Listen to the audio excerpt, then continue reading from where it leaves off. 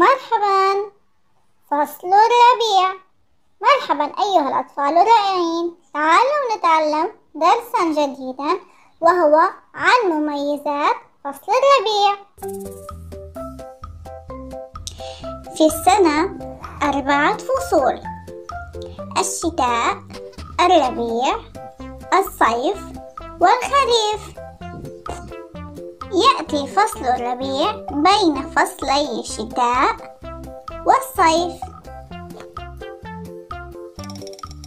في فصل الربيع تكون درجات الحرارة معتدلة، لذلك في فصل الربيع نرتدي الملابس القطنية الرقيقة. في فصل الربيع تتفتح الزهور والورود، وتصبح أوراق الأشجار خضراء اللون، فعندما ننظر إلى الطبيعة نراها مكسوة باللون الأخضر الجميل، ونرى الفراشات ونسمع زقزقة العصافير.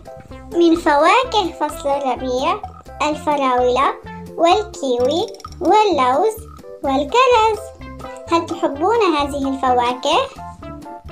في فصل الربيع من الجميل الخروج إلى الخارج واللعب في الطبيعة مع الفراشات وسماع زقزقة العصافير ومشاهدة السماء الصافية، فالجو يكون جميل جدا وأشعة الشمس مفيدة أيضا.